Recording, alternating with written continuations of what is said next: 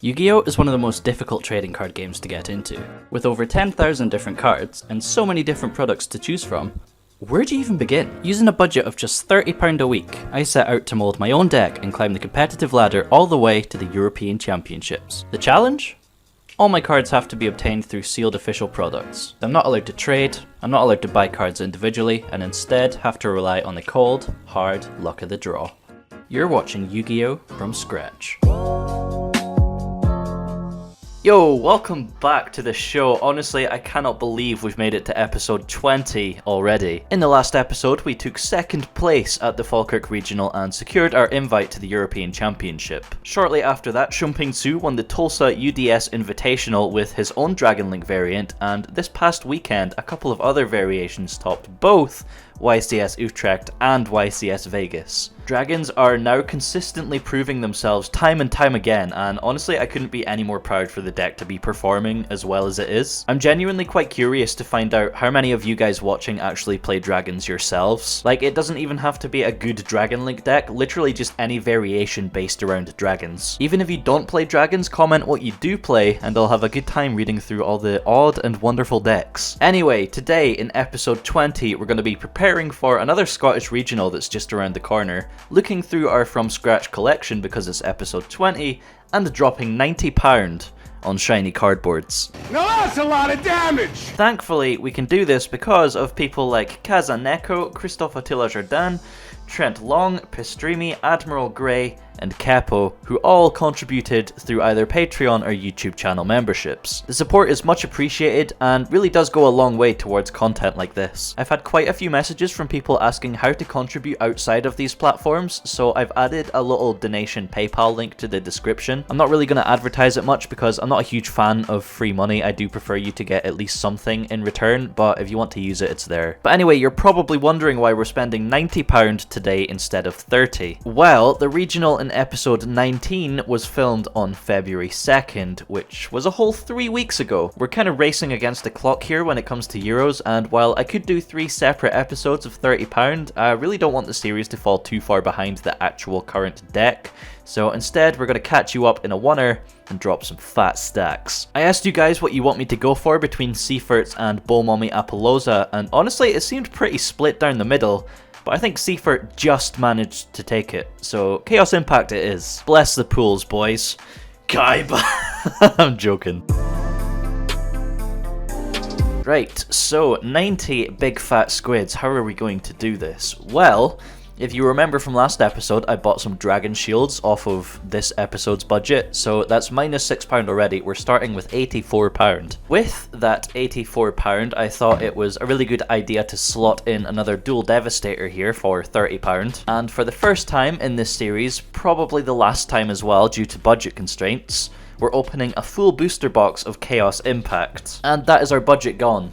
2 products that we're opening today, costing £84. It's actually mad how expensive cardboard is. I initially wanted to pick up 3 Order of the Spellcaster structure decks for the Droll and Lockbirds, but after like a little theory crafting and playtesting session, I just didn't think it was impactful enough. It might also be like a mindset thing because when you activate Droll, you're not really stopping anything, you're just preventing your opponent from searching, but when you activate Ash, you're completely stopping them, and it just feels better. Also, Gamma is pretty popular in the metagame right now, and Ash stops Gamma, allowing your plays to go through, which, you know, is actually quite important for our deck. But anyway, let's look at these field centers. So the 4 we got today is the Ghost Ogre, My Valentine, Ishizu Ishtar, and Spooky Dogwood.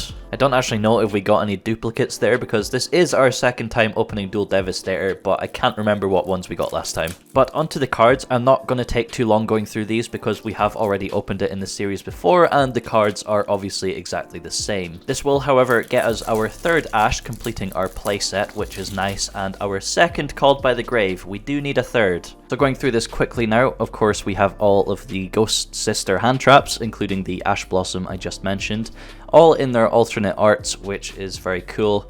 Then we move on to the Synchros. I think Scarlight is the one we'll only ever actually be using.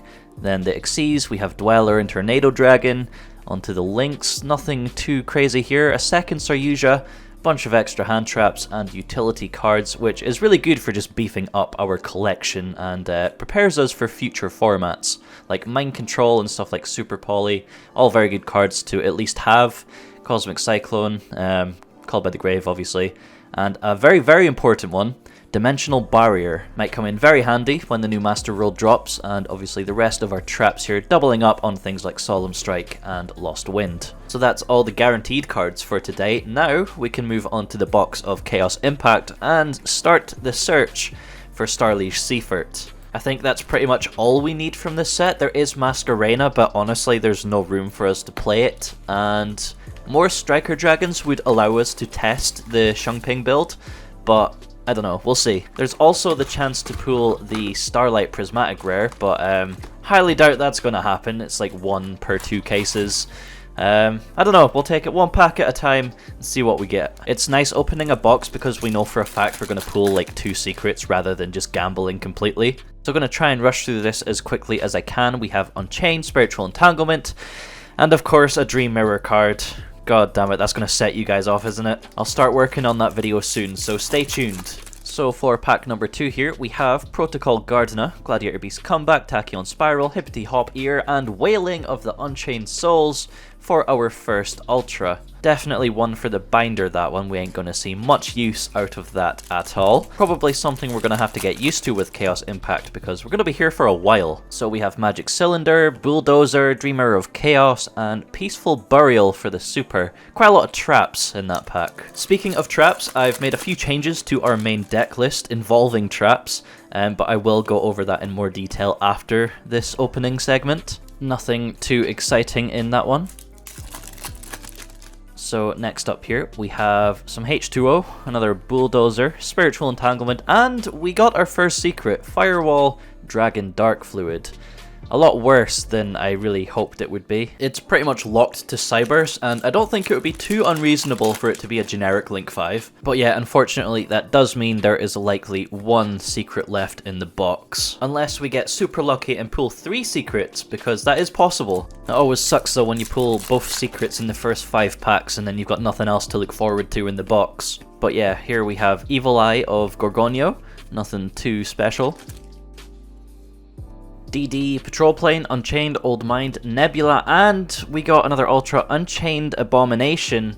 I think that's like our 3rd one now. We've got a playset of Abomination. Not that I'm complaining because it is currently going up in value because of the Rocket deck, but if I'm honest, I'm not a huge fan of the build because Super Poly is a card. You've seen from like the first half of this series, Super Poly has just devastated our deck. I get that Silver Rocket can rip Starving Venom out of their extra deck, but if they're running 2 Super Poly targets, or you know, if they interrupt your combo and you're not able to get to the Silver Rocket play, you just lose to the card. So yeah, I prefer the way we're taking the deck and the board that we end on where we just don't have to worry about that at all. But like I said before, maybe we'll give it a go in one of the future episodes and see how it does. That wasn't a bad pack, by the way, the Tenyi Rare and Galaxy Satellite Dragon. So for the final pack on the right side, we have a Dinosaur followed by Gladiator Beast Rare and Marjoram for the Holo. Halfway there, boys. Should be 1 secret and 2 ultras left for us to go. So let's start on the left hand side. Starting us off, we have a Sea Angel, Watrain, Collider, Tachyon, Unchained. Oh, no way. Are you actually kidding me? Starliege Seyfert, looking as beautiful as ever. Short printed secret rare, by the way. We just started the search today, and we've already got 1.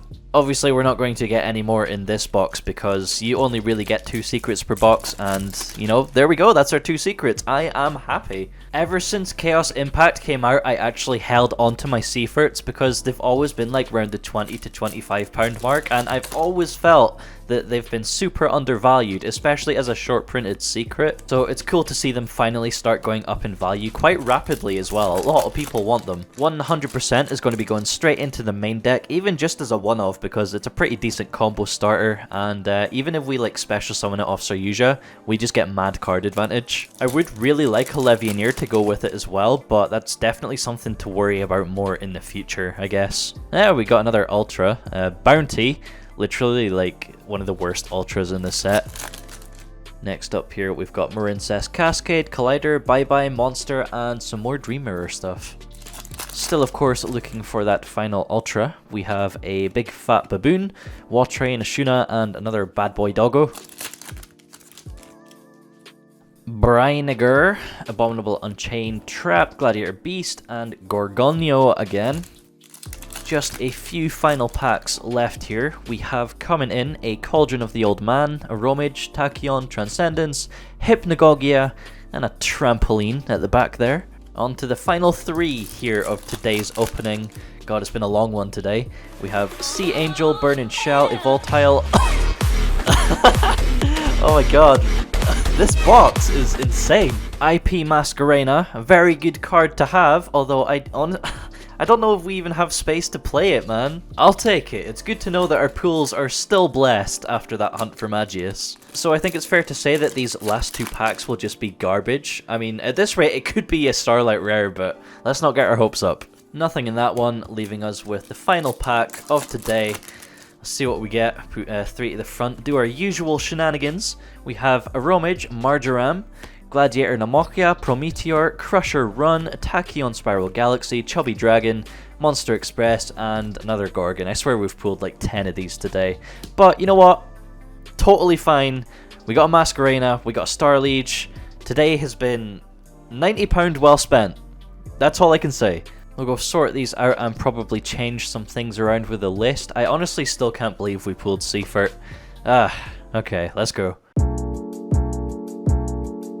Okay, so the main thing I want to discuss here is the traps we had in our deck. Originally, for the regional, we were maining 1 Crackdown, 1 Lost Wind, and 1 Solemn Strike. And the logic behind that was, going first, they strengthen our end board. What's got me questioning whether that is correct or not is the fact that we pretty much lost every single die roll at Falkirk. So if in any of those situations we had opened up one of our traps, it would have just been a completely dead card. For this reason, I think logically it's a better idea replacing those traps in the main deck with actual hand traps that do the same thing going first, but also provide interruption going second. We can stick the traps in the side deck and then side them in for when we're going first in game 2 or 3, because our opponents are likely to put in either Nibiru or like Dark Ruler No More, so if we have the traps, it's sort of like an extra layer of protection against those blowout cards. Outside of that, there's really no other major changes made to the deck. The list will be in the description if you fancy checking it out, but for now, let's go play some games and continue our win streak. Okay, so round 1 we play a match against Invoked Shaddoll. Very good deck right now, very highly represented as well. We end up winning the die roll and going first. Opening the red MD is a little bit sad because it means LP's summoning from hand instead of deck, but other than that we do have our full combo. At least we do after the effect of Soyuja because it draws us into a Dragon Shrine and a quick launch. With no interruption on his side, we managed to establish our board, and we also have Fantastical in hand if he decides to link summon. Passing it over to him, he starts by setting 1 and activating Super Poly, discarding the trap for cost. Using his face down and my spheres, he summons Construct, triggering both Squamata and Construct's effect. Dumping both Wendy and El Shaddoll Fusion, he can then special summon Ariel in face down defense. From here, he then activates Shaddoll Fusion, which I negate and attach with Hope Harbinger. He then attacks Savage with Construct, so I negate the activation of her effect, meaning she dies, allowing him to add back El Shaddoll Fusion. Still in the battle phase, he activates El Shaddoll Fusion, fusing both Dragon and Beast from hand to summon Winda. So Dragon pops my equipped Soyuja, Beast draws him a card, and he then activates the trap in Graveyard to banish Construct and flip Ariel, summoning back his Construct. Still, in the battle phase, Construct is not once per turn, so it just attacks and destroys Borreload's Savage. And from there, he doesn't really have anything else, so he passes turn with a Winda on field, meaning I can only special summon once. I start by activating Boot Sector Launch and its effect, summoning 2 rockets from grave, both Recharger and Tracer. Next up, I enter the battle phase and attack over Winda with Hope Harbinger to get rid of that special summon restriction. Main phase 2, I synchro into Scarlight and activate its effect to blow up his board. Harbinger doesn't die because it's boosted by Saryuja's effect. Handy because his only follow-up on his next turn is Shaddoll Fusion, which gets a swift negate, and that is game to us. Game 2, he's going first, starting off with a Meltdown. I don't have Ash or anything in hand, so he's free just to do whatever he wants. Meltdown searches Alistair, Alistair searches Invocation, and then he links Alistair into Almirage. Using Invocation, he fuses a second Alistair with Wendy in hand to summon Winda. Wendy summons a face-down Squamata from deck, he sets one back row, and it's over to us. Under the window restriction, I'm actually pretty relieved to have Tempest in my hand, so that's the first thing I do. I banish 2 Draco from hand to summon Tempest. Now going straight to the battle phase, I attack over Winda with Tempest, to which he activates Super Poly, fusing his Winda and Squamata to make a second Winda, and then with Squamata he dumps Wendy, who summons Hedgehog. So re-declare. Winda goes bye-bye, but then I realize my mistake. In main phase 2, I can't build my board because Tempest is in the zone Magius should point to. I do find a workaround however, so I normal summon Reclusia and then activate Snake, which ends up discarding Galactic Spiral Dragon and summoning itself, drawing me into a Called by the Grave. Linking Reclusia into Magius, I then make Phoenix directly beneath it, so not only am I getting a search for Draco, I'm also popping Meltdown and drawing a card because they're co-linked. World Legacy Guard Dragon is a massive top deck here, allowing me to extend my board. So I special Draco to Phoenix's zone, which allows me to add back Reclusia, and then I link Draco into Striker Dragon searching for boot sector launch. Popping everything into a Saryuja, World Legacy Guard Dragon allows me to make some Guard Dragon plays, eventually building up to a board of Spheres and Harbinger. Pass and turn on his standby phase, I activate Spheres, bouncing back World Legacy Guard Dragon to my hand, then summoning Goliath, and he scoops up. Round 2, we're playing against Spiral, we win the die roll and go first again, and our hand, we have full combo. As far as I'm aware, Spiral just don't run hand traps, so I'm able to pop off and end on our usual full board of Spheres, Savage, and Harbinger. Over to him, he starts by sending Master Plan for cost to special summon Magician's Souls from hand, and I'm pretty sure my win condition against Spiral is just to get out Goliath. So on resolution, before he can activate something like Where Art Thou, I activate the effect of Spheres bouncing Souls, and then on the second effect of Spheres to summon Goliath from deck, he chains Called by the Grave, which we negate with Harbinger, so he chains a second Called by the Grave, which we negate with Savage, and we eventually do get Goliath on the board. With no further interruption, he normal summons Armageddon Knight, except I can't actually remember what he sent, but he then activates Big Red to revive Master Plan, and he puts it in defense mode. He needs to get her back in the graveyard, and without being able to link her off, he has no way of doing that, so he's kind of stuck. So being an absolute gentleman, I allow him to change her position to attack mode so he can crash it into Harbinger. This gets him to a sleeper with Last Resort equipped, which is just too much for me to deal with. He pops both my boss monsters, and because it's a quick effect, he's just going to do it again on my turn. So we gave him game 1. You got to get their hopes up a little bit, you know? Game 2, for some reason, I thought he was going to go first, but I lost, so I'm choosing. I decided to go second, so I guess I have to stick to my guns and just go second. Looking at my hand, we have Fantastical and Dark Ruler no more, so if he does go full board, then we're pretty much good to go. Except he also sided for going second, and I assume he bricked pretty hard because he literally just passes. My hand really isn't that great either, since I took out Galaxy-Serpent and World Chalice Guard Dragon, so we have to make some pretty weird plays. Starting with Dragon Shrine, I send Absorouter so I can add Tracer to my hand. Normal summoning Tracer, I link into Striker Dragon searching for boot sector launch, and then activate the other effect of Striker Dragon, popping itself to add back Tracer. Activating Ravine, I pitch Dark Ruler no more to get Tempest in the graveyard, and then banish both Striker and Absorouter from the grave to summon Tempest. Banishing Tempest, I can then summon Red MD from the hand, who then summons Phantazmay from hand, and with boot sector launch I can summon Tracer from hand as well. Tracer gets us to a Starlight, and we take game 2. Game 3, he knows he's going first this time, and I think he bricked again. He also called the agent wrong, and just really couldn't make a board at all. So after comboing off for a couple of minutes with no interruption outside of a single Called by the Grave, we kill him and take the match. For the third and final round today, we're playing against Shaddoll Trains. Once again, we win the die roll and decide to go first. With our opening 5, we definitely have full combo against no interruption. However, when we get to Spatha and summon LP, he drops Imperm on Spatha, so LP is stuck in Spatha's zone. I follow up with a Dragon Shrine dumping Tempest, so I can then summon it from the graveyard. Then linking everything into a Saryuja, I use its effect to summon Spiral from hand to end on Spheres. Really not ideal against an OTK deck, so we're going to have to make the interruption count. He starts off with an Urgent Schedule, summoning 2 machines from the deck. Next up, he special summons Bullet from his hand, and then normal summons Ruffian Railcart. I'm really not familiar with trains, all I know is that they go into rank 10s, and I want to stop that. So when he links into Anger Knuckle, that's when I activate Spheres, bouncing back one of the level 10s to his hand. Summoning Absorouter off of the effect of Spheres, he decides to just set one and get a search during the end phase before passing turn. I draw a juicy World Legacy Guard Dragon, pop his back row with Reclusia, and eventually get the OTK. Game 2, I think he's going to make me go second, but he makes me go first, and our hand is pretty stacked, not gonna lie. He does drop a Droll and Lockbird on the ad from Magius, but with this hand we can play straight through Droll and still end on our full board. On his turn, we negate Shaddoll Fusion with Hope Harbinger, and then we negate Urgent Schedule with Borreload Savage. He then normal summons a train, which allows him to special summon another train from hand, leaving him with just 1 card left in his hand. So I activate Spheres, but for some reason I bounce my own World Legacy Guard Dragon rather than like one of his trains. So that one misplay gets us steamrolled by Lieb.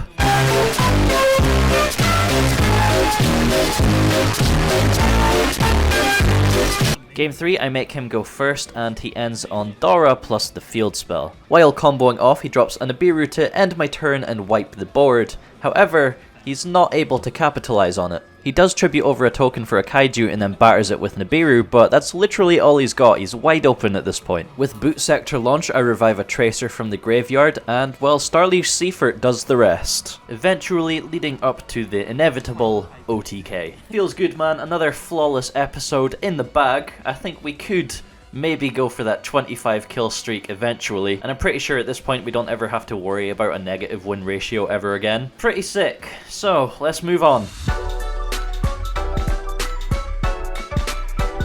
Yo, check how bulky this thing is. It's an absolute monster.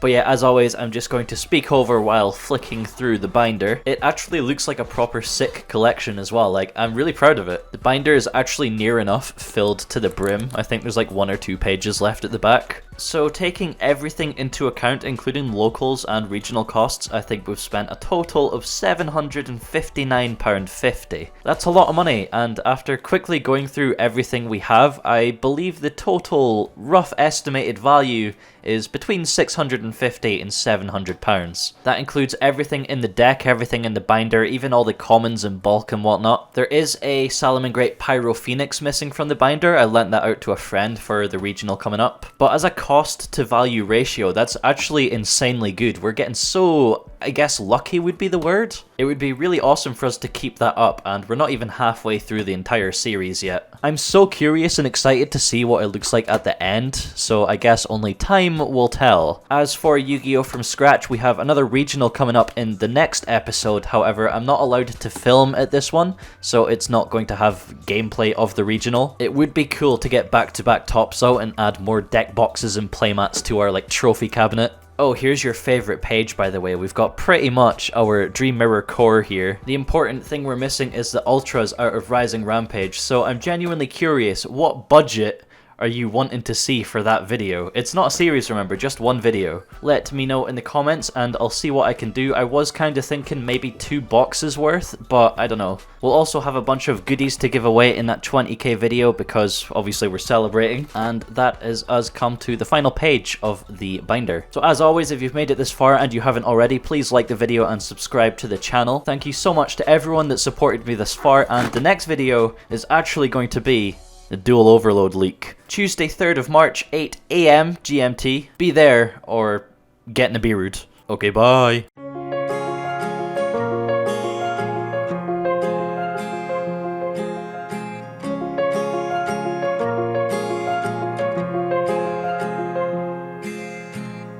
Gravel road, I've been asked to slow down. Fireplace place to